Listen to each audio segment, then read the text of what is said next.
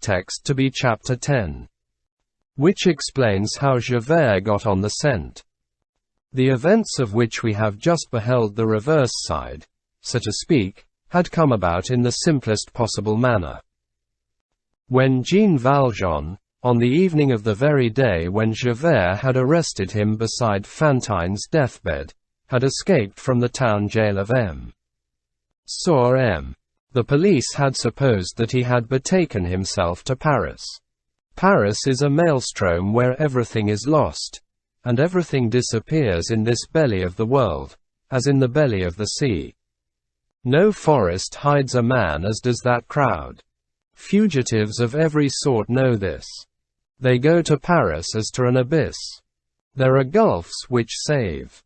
The police know it also, and it is in Paris that they seek what they have lost elsewhere. They sought the ex-mayor of M. sur M. Javert was summoned to Paris to throw light on their researches. Javert had, in fact, rendered powerful assistance in the recapture of Jean Valjean. Javert's zeal and intelligence on that occasion had been remarked by M. Chabouillet, secretary of the prefecture under Comte Angles. M. Chabouillet, who had, moreover, already been Javert's patron, had the inspector of M. sur M. attached to the police force of Paris. There Javert rendered himself useful in divers and, though the word may seem strange for such services, honorable manners. He no longer thought of Jean Valjean. The wolf of today causes these dogs who are always on the chase to forget the wolf of yesterday, when, in December, 1823, he read a newspaper, he who never read newspapers. But Javert, a monarchical man, had a desire to know the particulars of the triumphal entry of the Prince Generalissimo into Bayonne. Just as he was finishing the article, which interested him, a name, the name of Jean Valjean, attracted his attention at the bottom of a page. The paper announced that the convict Jean Valjean was dead, and published the fact in such formal terms that Javert did not doubt it. He confined himself to the remark, "That's a good entry." Then he threw aside the paper, and thought no more about it. Some time afterwards, it chanced that a police report was transmitted from the prefecture of the Seine-et-Oise to the prefecture of police in Paris, concerning the abduction of a child, which had taken place, under peculiar circumstances, as it was said, in the commune of Montfermeil. A little girl of 7 or 8 years of age, the report said, who had been entrusted by her mother to an innkeeper of that neighborhood, had been stolen by a stranger. This child answered to the name of Cosette, and was the daughter of a girl named Fantine, who had died in the hospital, it was not known where or when. This report came under Javert's eye and set him to thinking. The name of Fantine was well known to him. He remembered that Jean Valjean had made him, Javert, burst into laughter, by asking him for a respite of 3 days, for the purpose of going to fetch that creature's child. He recalled the fact that Jean Valjean had been arrested in Paris at the very moment when he was stepping into the coach for Montfermeil. Some signs had made him suspect at the time that this was the second occasion of his entering that coach, and that he had already, on the previous day, made an excursion to the neighborhood of that village, for he had not been seen in the village itself. What had he been intending to do in that region of Montfermeil? It could not even be surmised. Javert understood it now. Fantine's daughter was there. Jean Valjean was going there in search of her. And now this child had been stolen by a stranger. Who could that stranger be? Could it be Jean Valjean? But Jean Valjean was dead. Javert, without saying anything to anybody, took the coach from the Pewter Platter, cul-de-sac de la Planchette, and made a trip to Montfermeil. He expected to find a great deal of light on the subject there. He found a great deal of obscurity. For the first few days the Thénardiers had chatted in their rage. The disappearance of the lark had created a sensation in the village. He immediately obtained numerous versions of the story, which ended in the abduction of a child. Hence the police report. But their first vexation having passed off, Thénardier, with his wonderful instinct, had very quickly comprehended that it is never advisable to stir up the prosecutor of the crown, and that his complaints with regard to the abduction of Cosette would have as their first result to fix upon himself, and upon many dark affairs which he had on hand, the glittering eye of justice. The last thing that owls desire is to have a candle brought to them. And in the first place, how explain the 1,500 francs which he had received? He turned squarely round, put a gag on his wife's mouth, and feigned astonishment when the stolen child was mentioned to him. He understood nothing about it. No doubt he had grumbled for a while at having that dear little creature taken from him so hastily. He should have liked to keep her 2 or 3 days longer, out of tenderness. But her grandfather had come for her in the most natural way in the world. He added the grandfather, which produced a good effect. This was the story that Javert hit upon when he arrived at Montfermeil. The grandfather caused Jean Valjean to vanish. Nevertheless, Javert dropped a few questions, like plummets, into Thénardier's history. Who was that grandfather? And what was his name? Thénardier replied with simplicity. He is a wealthy farmer. I saw his passport. I think his name was M. Guillaume Lambert. Lambert is a respectable and extremely reassuring name. Thereupon Javert returned to Paris. Jean Valjean is certainly dead, said he, and I am a ninny. He had again begun to forget this history. When, in the course of March, 1824, he heard of a singular personage who dwelt in the parish of St. Médard and who had been surnamed the mendicant who gives alms. This person, the story ran, was a man of means, whose name no one knew exactly, and who lived alone with a little girl of 8 years, who knew nothing about herself, save that she had come from Montfermeil. Montfermeil. That name was always coming up, and it made Javert prick up his ears. An old beggar police spy, an ex-beadle, to whom this person had given alms, added a few more details. This gentleman of property was very shy, never coming out except in the evening, speaking to no one, except, occasionally to the poor, and never allowing anyone to approach him. He wore a horrible old yellow frock coat, which was worth many millions, being all wadded with bank bills. This piqued Javert's curiosity in a decided manner. In order to get a close look at this fantastic gentleman without alarming him, he borrowed the beadle's outfit for a day, and the place where the old spy was in the habit of crouching every evening, whining orisons through his nose, and playing the spy under cover of prayer. The suspected individual did indeed approach Javert thus disguised, and bestow alms on him. At that moment Javert raised his head, and the shock which Jean Valjean received on recognizing Javert was equal to the one received by Javert when he thought he recognized Jean Valjean. However, the darkness might have misled him. Jean Valjean's death was official. Javert cherished very grave doubts.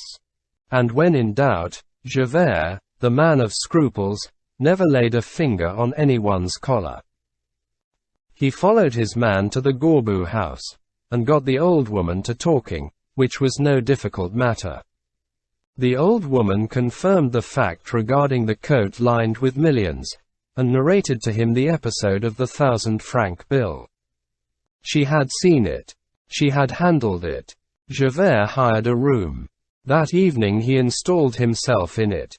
He came and listened at the mysterious lodger's door, hoping to catch the sound of his voice, but Jean Valjean saw his candle through the keyhole, and foiled the spy by keeping silent. On the following day Jean Valjean decamped. But the noise made by the fall of the 5-franc piece was noticed by the old woman, who, hearing the rattling of coin, suspected that he might be intending to leave, and made haste to warn Javert. At night, when Jean Valjean came out, Javert was waiting for him behind the trees of the boulevard with 2 men. Javert had demanded assistance at the prefecture, but he had not mentioned the name of the individual whom he hoped to seize. That was his secret, and he had kept it for 3 reasons. In the first place, because the slightest indiscretion might put Jean Valjean on the alert. Next, because to lay hands on an ex-convict who had made his escape and was reputed dead. On a criminal whom justice had formally classed forever as among malefactors of the most dangerous sort.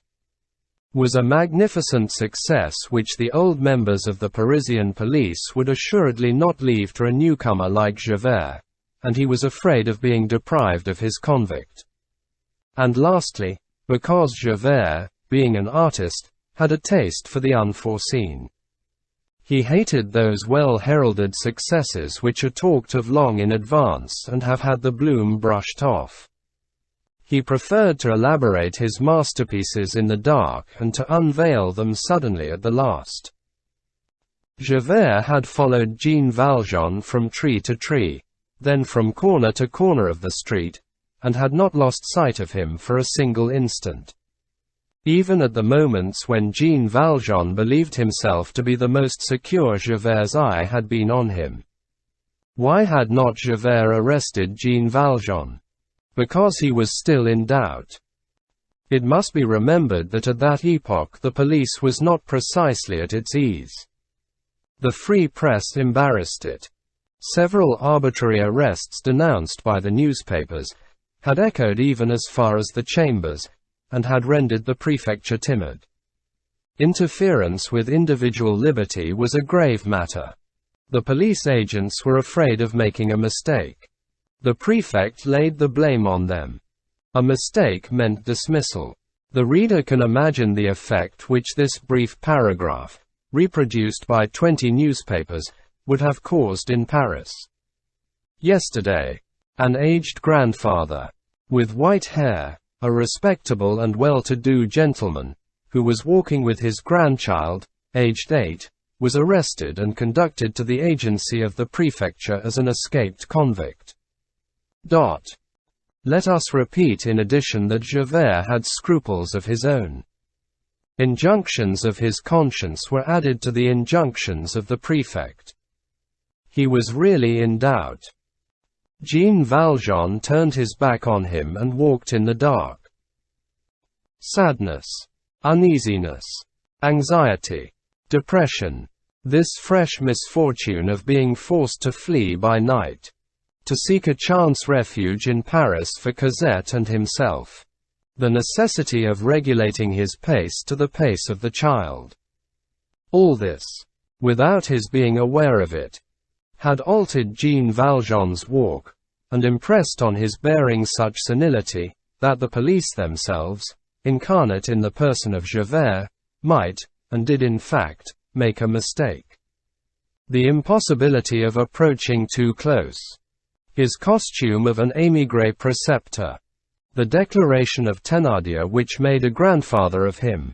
And, finally, the belief in his death in prison, added still further to the uncertainty which gathered thick in Javert's mind. For an instant it occurred to him to make an abrupt demand for his papers. But if the man was not Jean Valjean, and if this man was not a good, honest old fellow living on his income, he was probably some merry blade deeply and cunningly implicated in the obscure web of Parisian misdeeds.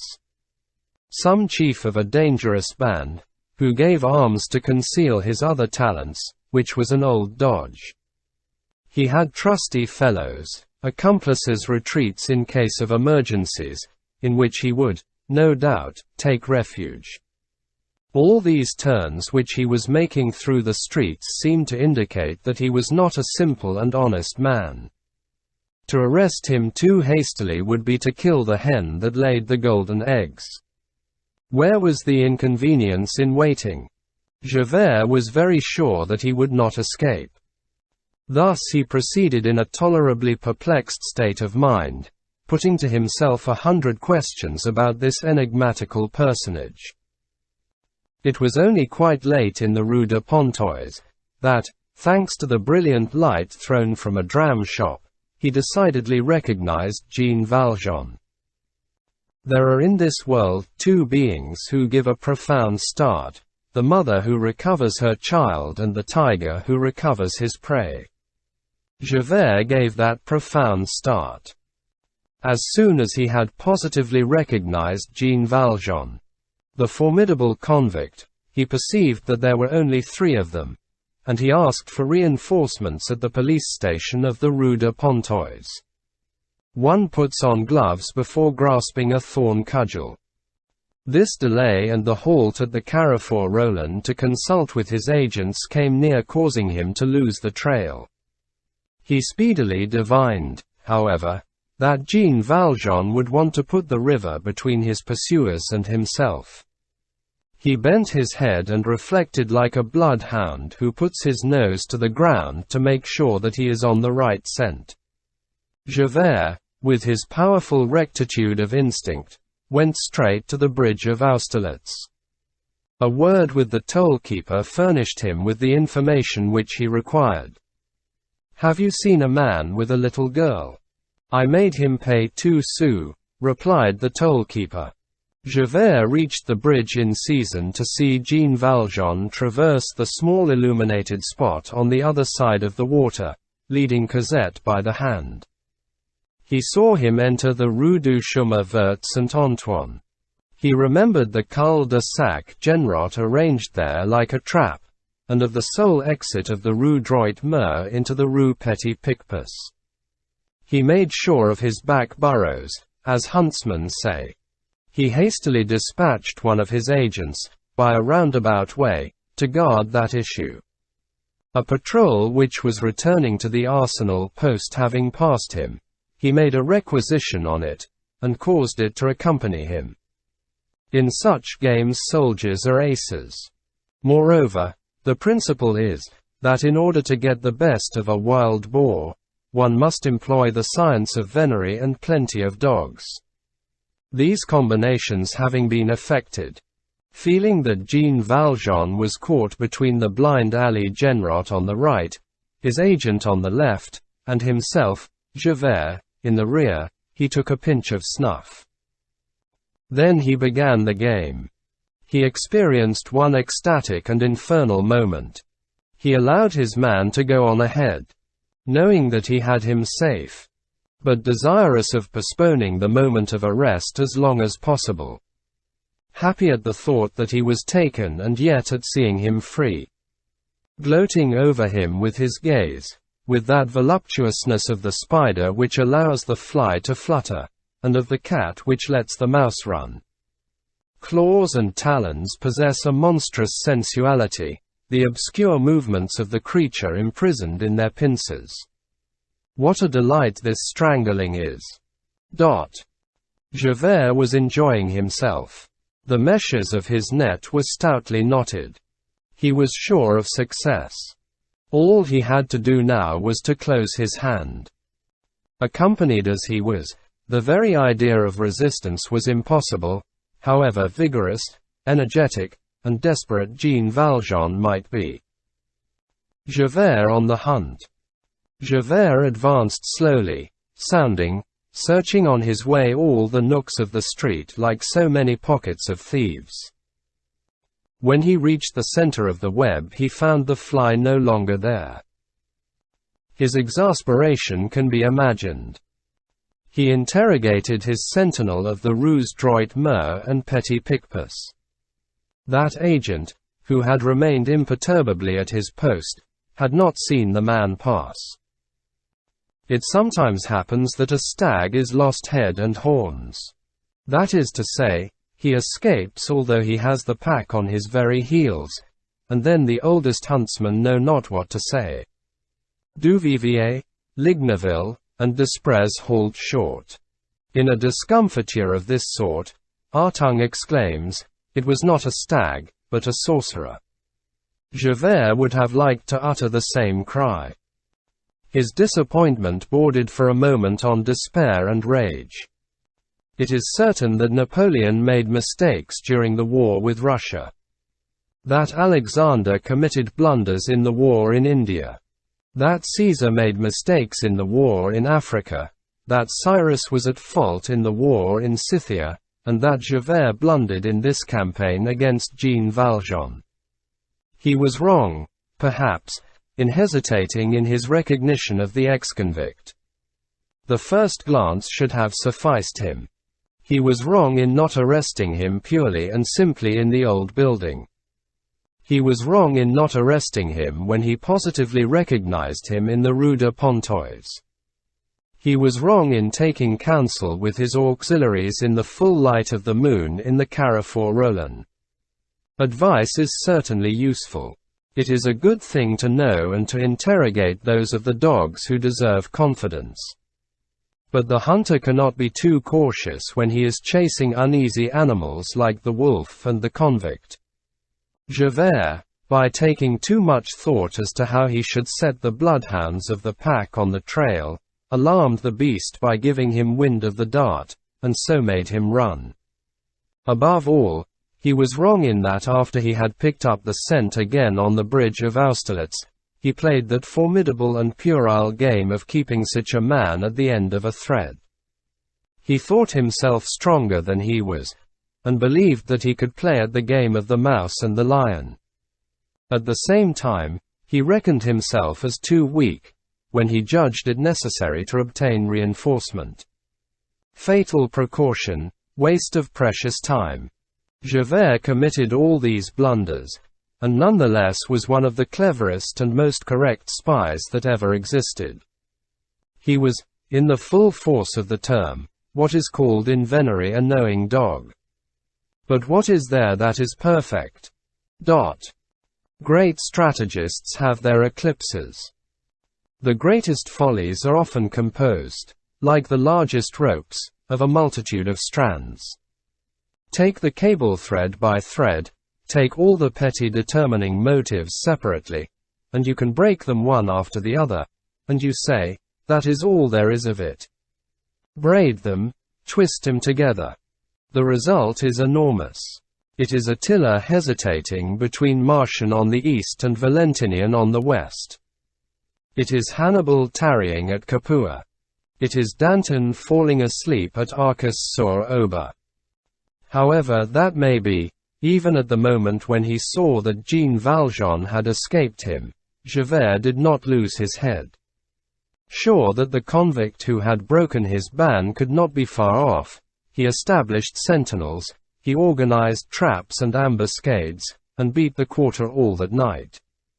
The first thing he saw was the disorder in the street lantern whose rope had been cut. A precious sign which, however, led him astray, since it caused him to turn all his researches in the direction of the cul-de-sac Genrot. In this blind alley, there were tolerably low walls which abutted on gardens whose bounds adjoined the immense stretches of waste land. Jean Valjean evidently must have fled in that direction. The fact is, that had he penetrated a little further in the cul-de-sac Genrot, he would probably have done so and have been lost. Javert explored these gardens and these waste stretches as though he had been hunting for a needle. At daybreak he left 2 intelligent men on the outlook, and returned to the prefecture of police, as much ashamed as a police spy who had been captured by a robber might have been. Read here.